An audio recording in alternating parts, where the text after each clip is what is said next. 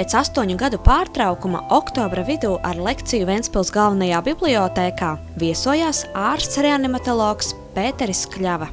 Daudzi ārsti iepazinuši pateicoties viņa savulaik Latvijas televīzijā vadītajam raidījumam Šeit un tagad. Kopš 1984. gada Pēteris Kļava strādā reanimācijas nodaļā, un darbā piedzīvotais viņu vedinājis izprast, kas mēs esam bez reliģijas un filozofijas piejaukuma. Pēdējā laikā intervijas ar Pēteri Kļavu dažādos mēdījos ir visai bieža parādība. Cilvēki viņa domu graudos ieklausās, un pats ārsts to uzskata par savu pienākumu – savā zināšanās dalīties ar citiem. Turklāt viņš uzsver, ka svarīgākais ir cilvēka sirdsgudrība un iekšējais viedums. Vai lekcijas, kuras jūs vadāt, ir saplānotas pa punktiem, vai arī tajās ir vietas improvizācijai? Ir visādi, ir gan. Te būs 50 uz 50. Tas atkarīgs ir, kāds ir tas tālākais plāns, ja tu atbrauc un satiecies ar cilvēkiem, teiksim, vienreiz 5 gados, tad tu mēģini tomēr tādu dzīvu sarunu aptvert kaut kādas ļoti svarīgas lietas, kas ir katram cilvēkam personīgi, tā kā būtu jāzina, tā kā jāapzinās, kā tajā populāra zinātniski varētu izteikt kaut kādas atziņas, kas var noderēt cilvēkam viņa personīgajā dzīvē šeit un tagad, kā viņš dzīvo. Un tad tā ir spontāna saruna pēc sajūtām, kad es zinu, es jau zinu, ko cilvēkiem vajag. Es jau esmu cilvēks, es jau zinu, ko man arī vajag. Un mēs esam vienādi kaut kur visi. Un otrs ir tas, kad ir sākās kaut kāda semināra secība. Tā kā, teiksim, es Rīgā lasu lekcijas, tāda biedrība reanimāri, ko es nodibināju no vārds reanimāri, atdzīvināt cilvēkiem saprašanu, apzināšanos, sevis atcerēšanos, reanimēt, tā kā mēs reanimācijā reanimējam ķermeņus, būtībā, lai viņā varētu atgriezties dzīvība apakaļ.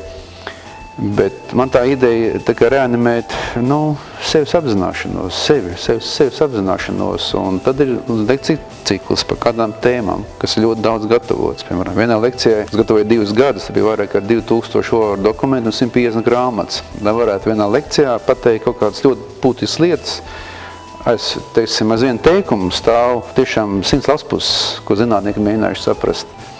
Un tāpat kad mums amerikāņu kolēģi mācīja jaunākos vadlīnijas Amerikā 90. gados, kas bija Latvijā, vispār bija viduslaika toreiz smagiem medicīnā vismaz. Un viņi mums iemācīja vienu tehnoloģiju, teiksim, kā bērns jārastē pie tāda un tāda stāvokļa, pie šoka. Tā tehnoloģija bija, ka bērnam jāiedod 20 ml uz kilogramu 20 minūtēs. Tas ir šausmīgi daudz šķidrums bērnam jāiedod. Un mums likās, kā tie daudz. Bet, lai šo teikumu tie amerikāņi varētu pateikt, un viņš strādā fantastiski, 1000 cilvēku ir izglābti.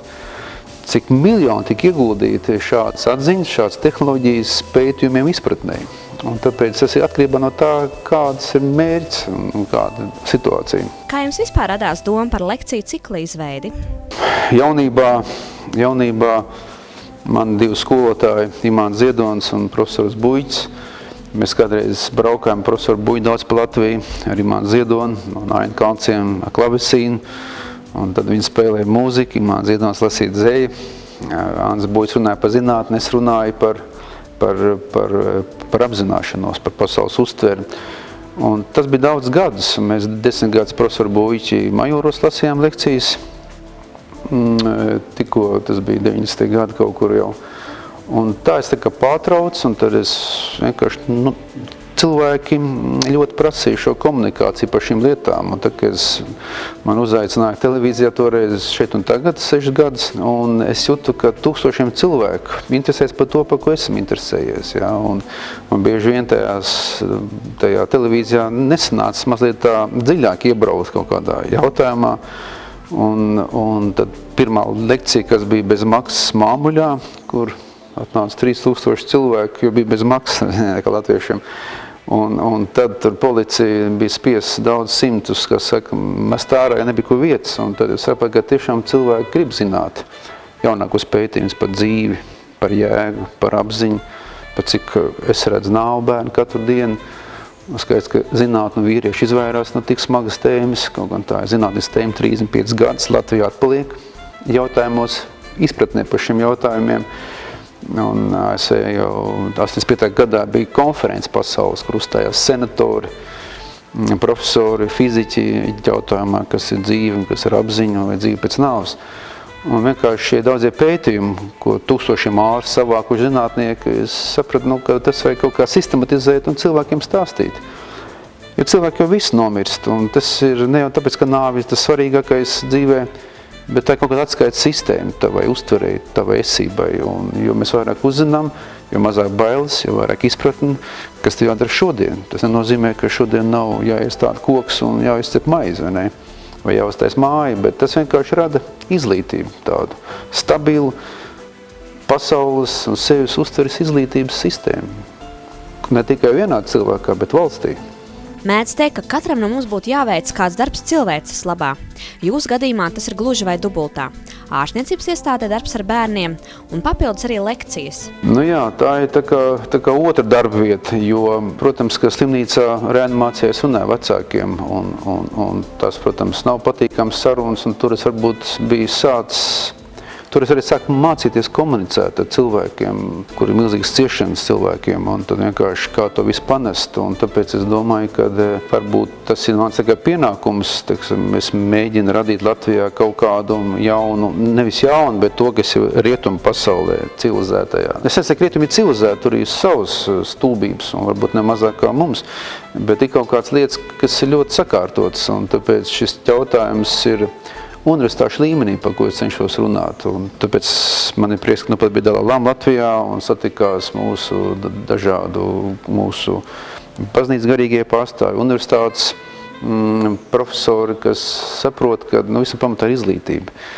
Un izglītība ir jebkas, jo nav jau pasaulē brīnum un mistiks, un tās ir kaut kāds bailes. Tad ir svarīgi, ka es savu profesijā ne tikai kādam vienai mātei izstāst, ka bērns nomira, kas tas ir, kā dzīvot tālāk, kā to uztvert. Un tāpēc ir svarīgi gan šī modernā tehnoloģiskā palīdzība bērniem, cilvēkiem un arī informatīvā. Un Latvijā, kā mēs zinām, ir diezgan ierobežot šis informācijas, kvalitatīvas informācijas, zinātnisks pieeja. Un cilvēki mēģina to meklēt kaut kur pa dažādām stūriem un kaktiem. Un es jūtu tādu atbildību, ka man tas maksimāli šī dzīve, garīgums, jēga un zinātne tā kā jāliek kopā, ka tas nav atraut. Nav jau tā apziņa, tā ķermeņa un tām dzīvēm un emocijām atraut. Tas ir viss kopā. Un tāpēc visam pamatā, lai cilvēks ir gudrs un veiksmīgs. Jau vēsturiski nezināšana radījusi auglīgu augsni dažādiem mītiem. Jā, nezināšana tā ir tā spekulācija, kā Rains teica, tauta kā tu jātiec, tad tautu jāja, tur Krievija tagad, Eiropā jāja mūsu tauta, tāpēc, ka vienkārši nezin, un jo mazāk zināšanas, jo vairāk tev jāja, tā rupi izsakoties, un tāpēc ir svarīgi aizpildīt šo nezināšanu, jo tikko tu zini, tev ir savs viedoklis, vai tev ir nacionāls viedoklis, vai tev ir garīgs politisks viedoklis, vai tev ir psiholoģisks uzskats, bet tieši ir cilvēki tikai divi veidi, kam ir zināšanas, kam ir viedoklis. Un tāpēc visiem ir tā kā baigie viedokļi, vai ne, un bailes, un tā ir šī cilvēks eksploatācija. Un tāpēc es domāju, ka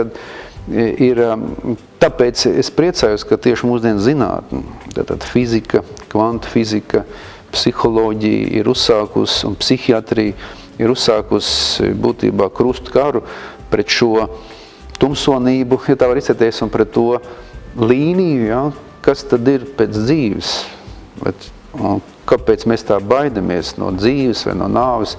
Un tāpēc ir svarīgi vienkārši izlīdzināt šo neizpratni, šīs bailes, jo mans uzdevums ir maksimāli tīri zināšanas, jo psiholoģijā jau nav, baptisti, luterāņu un katoļi, to jau ir izdomājuši prāti un mūsu vadītāji. Tātad ir kaut kas primārāks pirms reliģijas. Reliģija, filozofija, psiholoģija, tie tādi varas un aprobežotības prāta kruķi. Jā.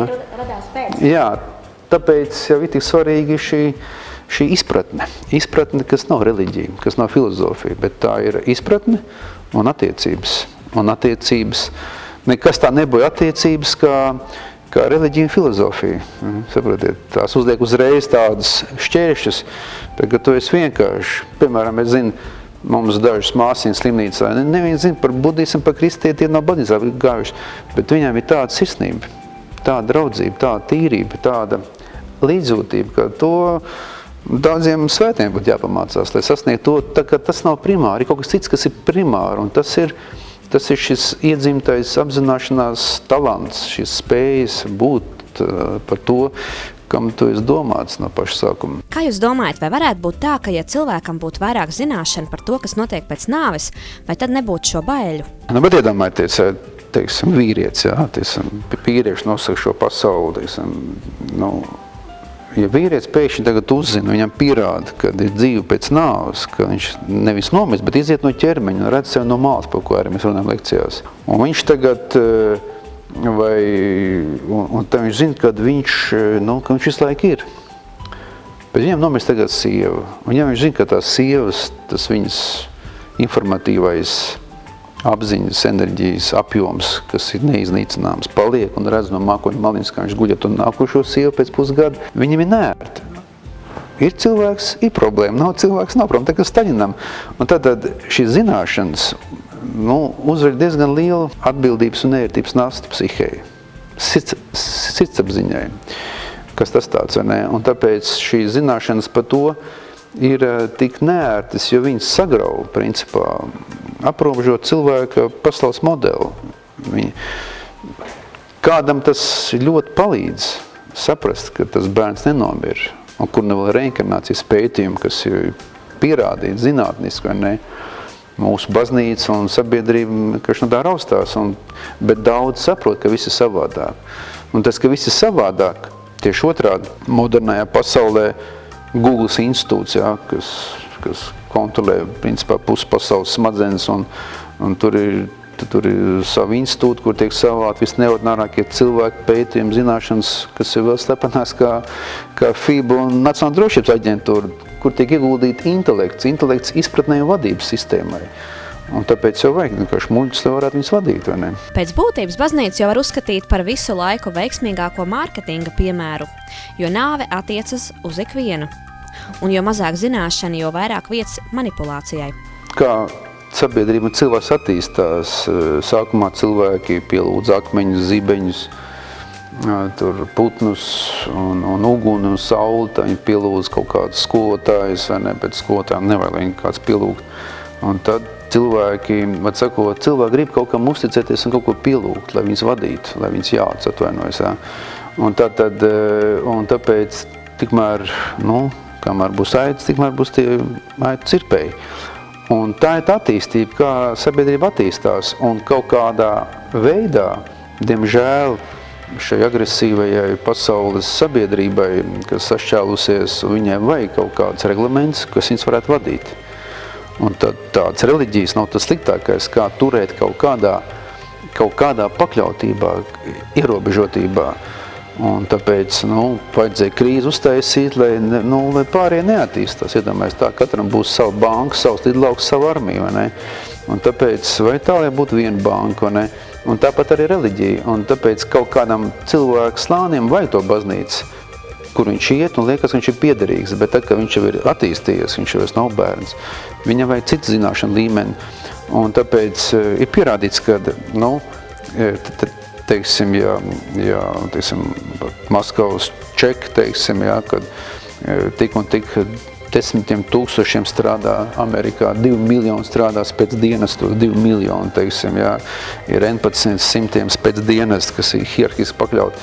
Arī paznaviet, neviens nevar pārspēt Vatikānu, jo kāds mācītājs skaitās viņa darbinieks. Tad informācijas kontrola kādu Vatikānam nav nevienam.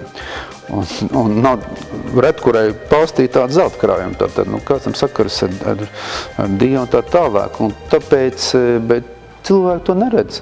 Un tas varbūt nav tas galvenais, kur jāmokās. Es domāju, ka kam vajag baznīca, iet uz baznīcas, kam vajag iet uz Vatikānu, kam vajag uz sinagogu, kam vajag uz mošeju, kam vajag uz Indiju, brauc uz Indiju. Bet kādam varbūt te patās Ventas vai Gāvis krastā viss paliek skaidrs. Un viņam nekāds izmas nevajag. Viņš iekurina ugunskura, iedzer Užavu salu, pasēž uz savu mīļoto sievieti un sajūt milzīgu laimu un harmoniju, bez kaut kādiem institūtiem. Vai ne? Un tas nenozīmē, ka viņš ir, kad viņš vienkārši netiek kontrolēts. Viņš vienkārši ir brīvs no tā, un tāpēc šī brīvība ir bīstama. Tad viņš ir jāmēģina ierobt kaut kādā nebrīvē, kaut kādā izmā, kaut kādā institūcijā. Šajā mēnesī senlatvieši atzīmēja veļu laiku. Kā jums šķiet, vai senlatvieši, kurus dēvēja par pagāniem, bija tālu no tās idejas, kuru jūs pārstāvat? Visām senajām kultūrām, ir ļoti daudz cienījami profesori, piemēram tāds profesors Henkoks un profesors Hepguds, kas Einsteina personīgi pazina. Un daudz citu cienījami pasaules tāds profesors Maikls Kremo, kas ir uzrakstījis grāmatu Aizlietā arheoloģija, aizlietā vēsture, un tāds Ričards Tomsons, amerikāņu matemātiķis, tad viņi ir pētījuši milzīgi daudz pasaules seno kultūru, informatīvo saturu un pienesumu mūsu attīstībai. Un tur tiek konstatēts, ka vēl pirms daudziem 10,000 gadiem ir bijuši daudz gudrāki par šiem cilvēkiem, vēl kad nebija nekādas reliģijas. Un tad ir svarīgi par to, ir svarīgi saprast to, kad būtu jāiegūt triljoni, lai viss pasaules pārrakstītu, viss zināšanas un viss pārvaldes sistēma. Tas ir neizdevīgi. Un tāpēc tas mūsu senajiem tautām, piemēram, Balti dabūja savas zināšanas no Hiperborejas civilizācijas, par ko zināja Staļins un Hitlers ekspedīcijas sūtīja uz Kolas pussauli. Un tātad, kurienes arī nāca ārieši uz Indiju, zināšanas un uz Irānu. Bet katrā pēc 100 gadiem tā zināšanas tiek reliģiozētas un sabojātas, sačakarētas un sakās rituāli nepareizi izpratni. Cilvēkam vieglāk sekot kaut kādam rituālam, pilnīgi stūbam, neko sevi neizprotot, un tā kā mūsu tagad Jāņi degradējušies īstenībā, tas ļoti informatīvs laiks telpā, kurā var labi restartēt savu prātu, un tas ir jāmāk darīt, un tas viss ir banalizēts līdz vienkārši piedzeršanās līmenim. Un tāpēc ir svarīgi, ka mūsu senie cilvēki zināja to pašu, ko zināja Ēģiptē, ko zināja Atlantīdā, un tas ir iešufrēts mūsu tautas dziesmās, un tāpēc tas viss ir absolūti informatīvi zinātniski, kas ir atstāts tādos plauktos.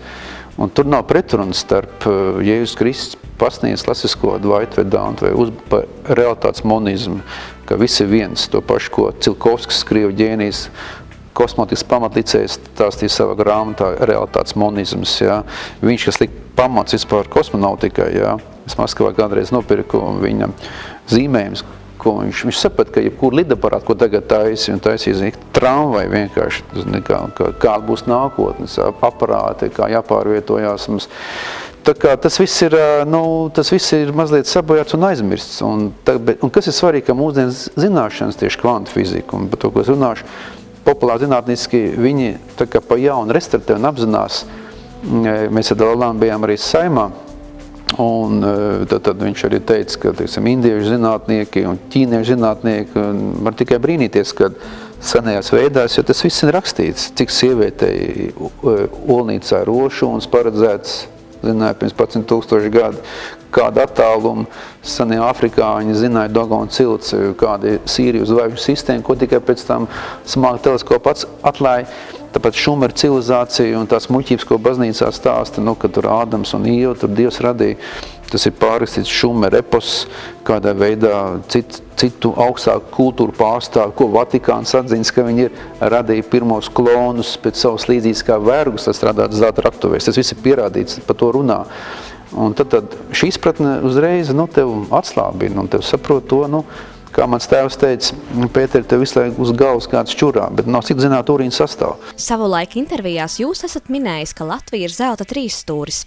Šeit ir īpašas vietas, mums ir pokaiņu mežs, mums ir ļoti daudz enerģētiski gaišu cilvēku.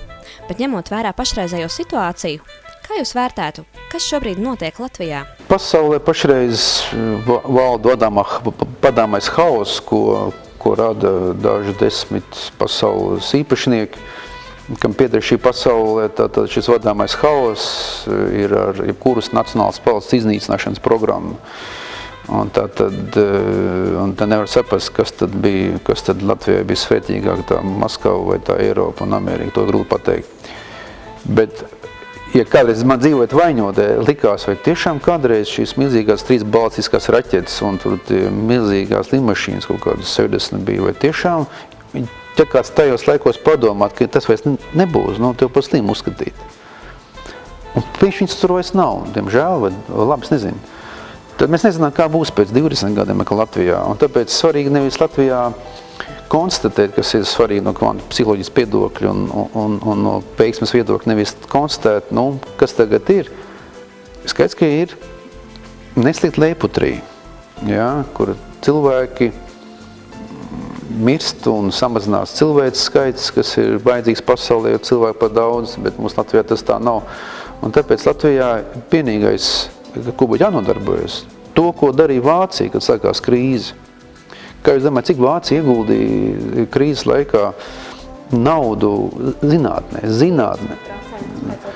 80, viņi tagad ieguldīja 80 miljardus eiro, lai attīstītu zinātni Vācijā krīzes laikā. Tad tikai zinātni var izcelt valsts no attejas, kurā viņi tika iegrūst speciāli Vācija. Tad tagad Vācija ir iznīcināti.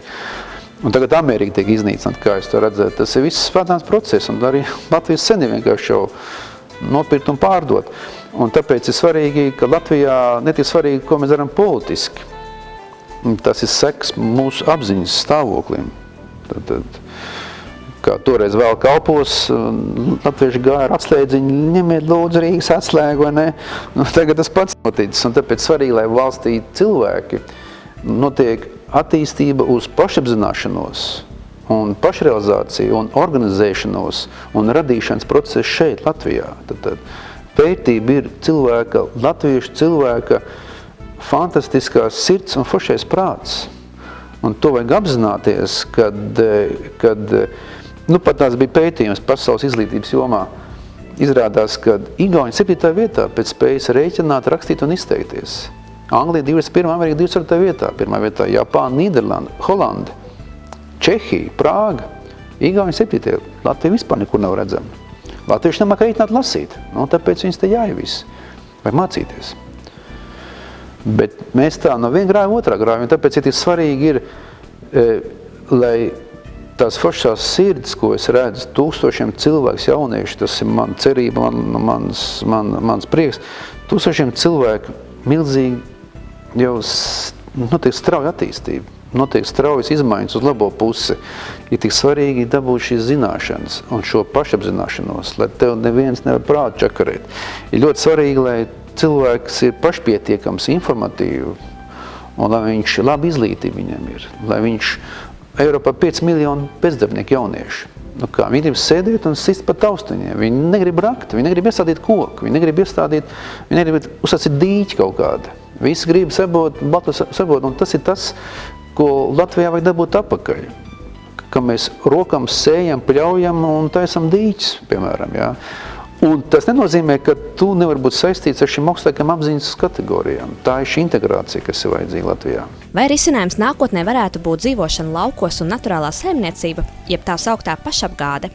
Protams, piemēram, Krievija 80% sabiedrība apgādās sevi ar saviem piemājas dārziņiem. Tas ir tas, ko grib iznīcināt pasaules, lielās korporācijas. Tas ir fantastiski. Un tad ir svarīgi, lai pasaules spēcdienas, kuras es kontrolēju humoru, piemēram, Nacionālās drošības aģentūras slavenu bēdīgo pārbeidzēju uz Kremli puisi, Snowdens tad ir teikts, kad tuvākos 20 gados, pētot Latvijas attīstību, ko domā, zēni, kam ir daudz naudas un daudz smadzenes, ka šeit varētu ieplūdināt līdz 2 miljoni emigrantus. Maksimāli būtu 18 miljoni, ko varētu šeit izvietot, tad jūs to gribat. Un tad jautājums ir, jo, trūks darbspēka. Visi kaut kur aizbraukuši. Un tāpēc ir tik svarīgi, lai Latvija ieguldītu izglītībā to, ko dara Šveice, to, ko dara Holanda, lai Latvijā ir universitātes, lai Latvijā ir pieejami, lai Latvijā tiek aicināti fantastiski mācību spēki, izglītība, lai Latvija kļūst par finansu un izglītības un lauksaimniecības zemi.